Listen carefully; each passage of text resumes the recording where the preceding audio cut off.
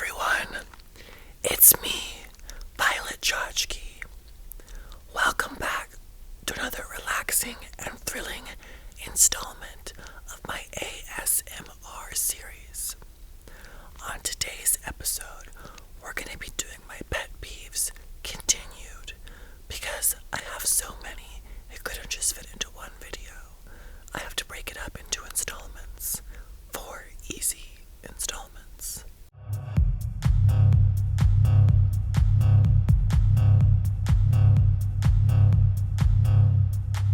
I just got back from Europe, where I was doing my sold-out solo tour, A Lot More Me.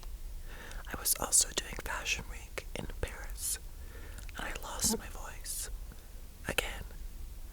So, this is actually very soothing and very helpful for me right now. As you can see, I look amazing.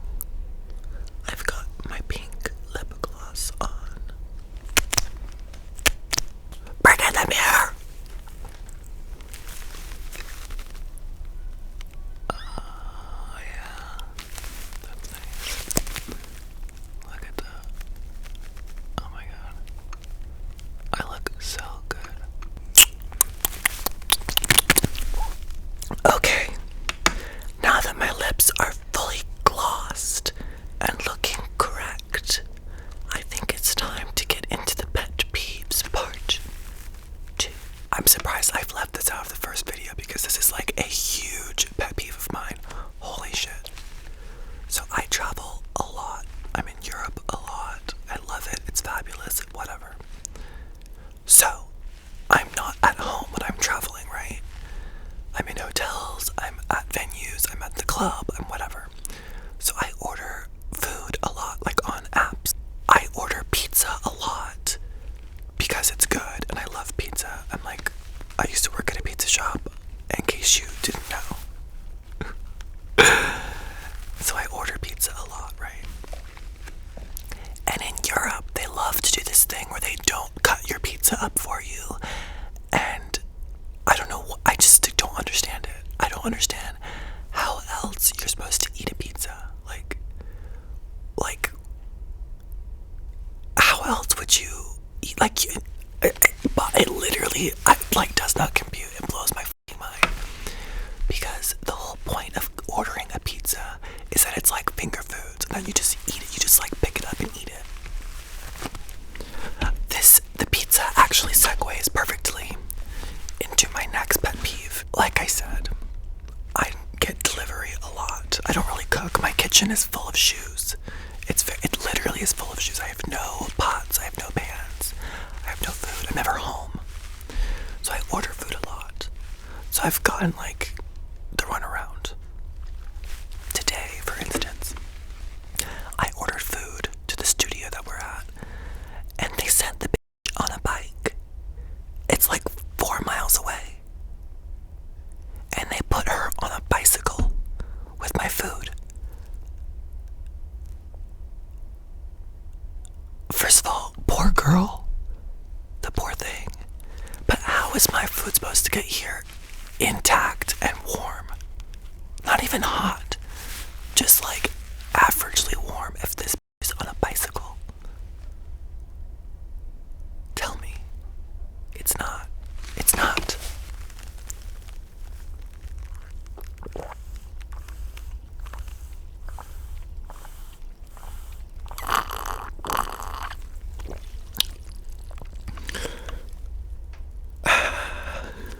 That brings us to our next topic of discussion. Smoking. I know that I'm a glamour girl. I'm a vintage girl. I've smoked in photo shoots before. I look very glamorous with a cigarette or a cigar. But I am not a smoker. I don't like cigarettes. I don't like smoking. I don't like it around me. I don't like it when it gets the smell in my hair. My biggest pet peeve, though, is when you're talking to someone who's a smoker and they have no, idea of where their smoke is going. They're just, blowing it.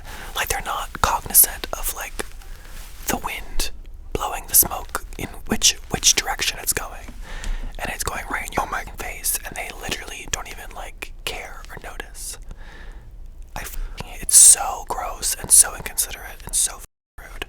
It's disgusting. Oh my god. Another thing that I would say I don't fully understand, and therefore it really annoys me and bothers me, sports. Oh my god.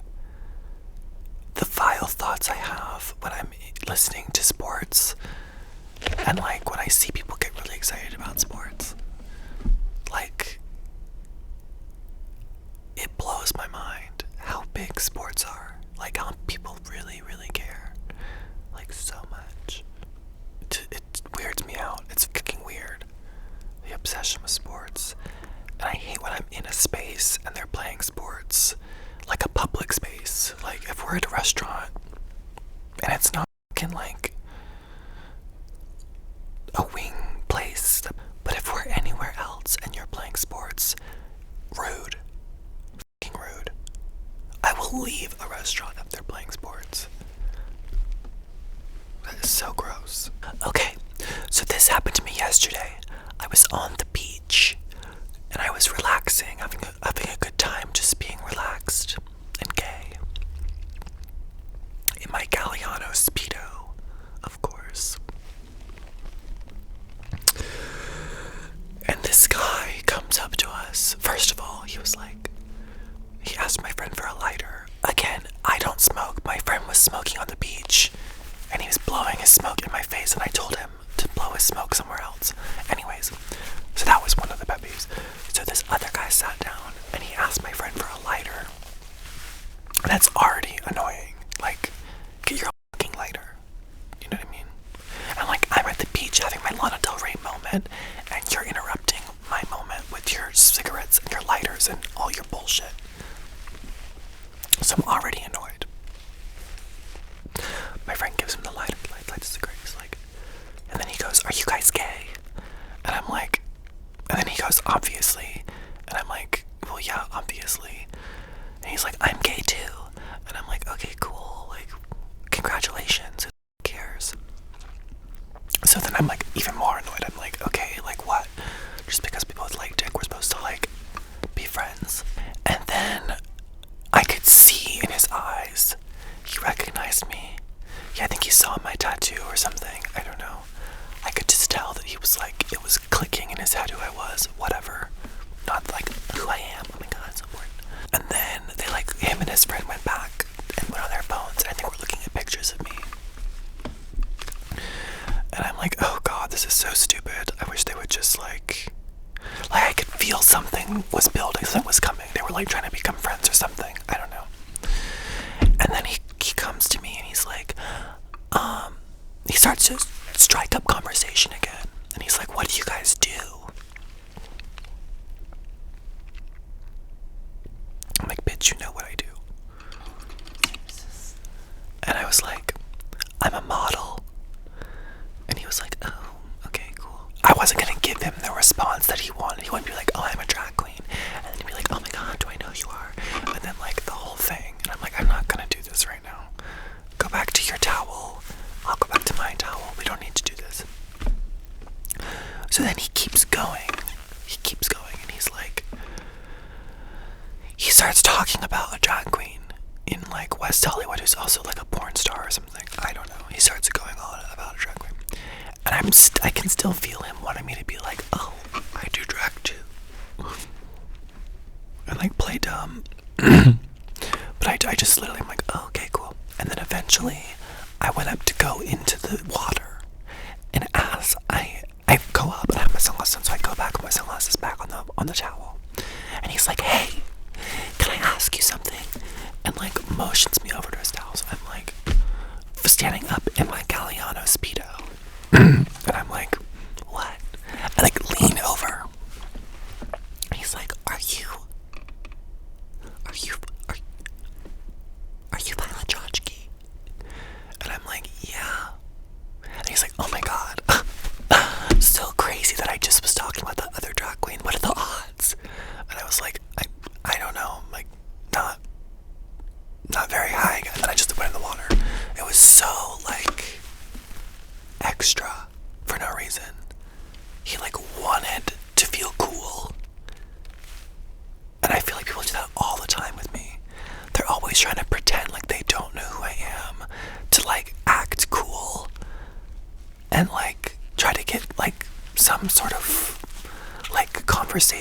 going on about it or something. It's so weird.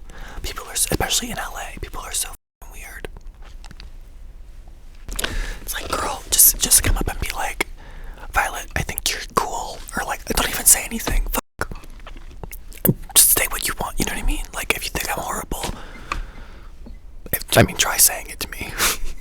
I would live if someone was like, Violet, I think you're gutted. Because I would go off. I would go off. Can come try me, bitch. I wish a bitch would. I wish a bitch would. Just be like, Violet, I think you are gutted. I think you are trash. Oh my god.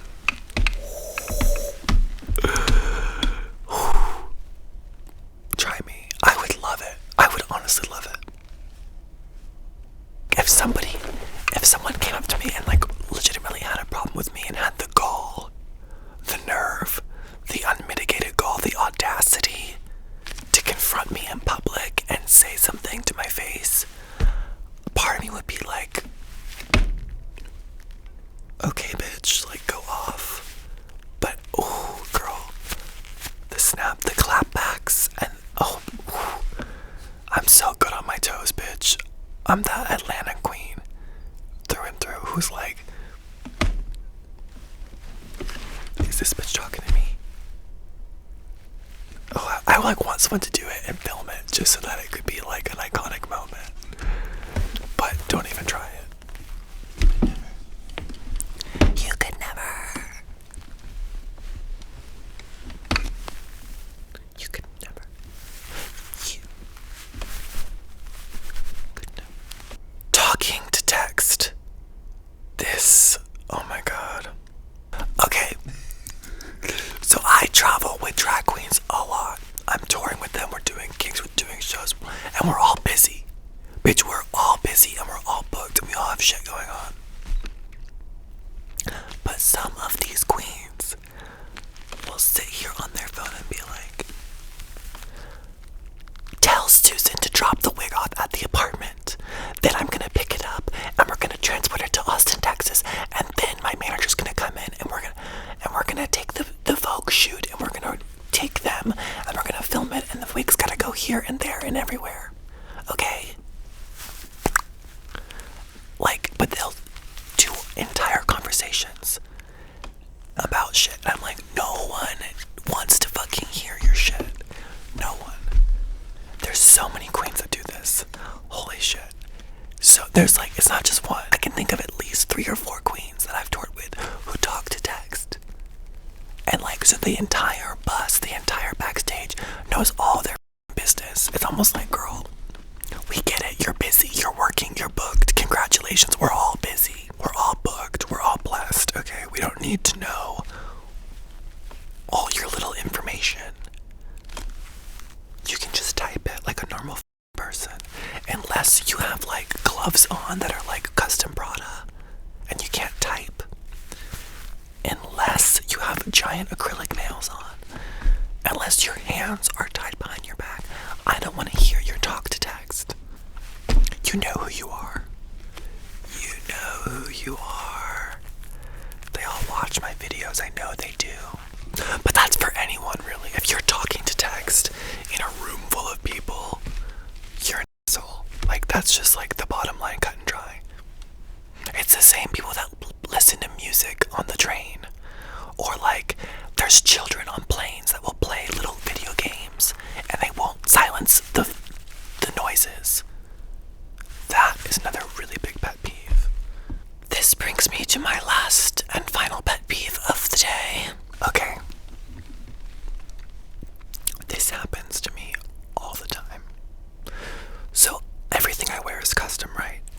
The wigs, the shoes, the clothes, everything, the gloves, the nails, whatever it may be, the set, whatever.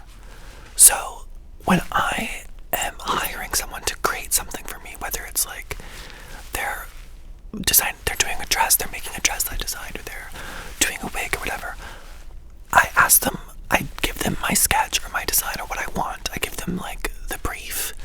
I ask them how much is it. They tell me how much it is and I pay them. So when I pay someone full asking price for their service services, and then they ask me to tag them in my Instagram post afterwards. Oh, bitch, what did I pay you for? Because Instagram is a business, let's be real. If I'm paying you full price for your services or whatever work you did, and I'm tagging you, like, no, because then, bitch, stylists, other drag queens, whoever, are looking all in my shit. They're trying to figure out who did what, and then they're going to them, and then all of a sudden, I can't get my wigs or my outfits done. Look, if I want to tag you, I'll tag you. If I don't, I won't. But if it's not pre-established before there was a transaction made, it's so rude after the money's been transferred, after the garment's been transferred, after whatever's been done, to like text me or comment on the post and be like, you know, make sure you give me credit. I'm like, bitch, the money in your bank is the credit. The fuck? I don't owe you shit. We are all paid up. If there's a spoken agreement about crediting or tagging or any of that, that's different. Or if someone's gifting me something in exchange for a tag, or if someone's paying me to tag them, or paying me to promote their work, like, that is complete. Or if there's a conversation that's had beforehand about what the expectations are, then that's different. But if I've paid you, you've never mentioned anything about tagging or promoting you, and then after everything is said and done, you come back to me and you're wondering why you're not tagged. Well, sweetie, I don't owe you anything, okay? And that concludes today's Pet Peeves. Alright, well that's it for me today. I hope you enjoyed my ASMR Pet Peeves video part 2. If you want to watch part 1, make sure you click somewhere here. Also, make sure you like, comment, and subscribe to stay up to date on everything glamour and complaining in my world. I'll see you next time.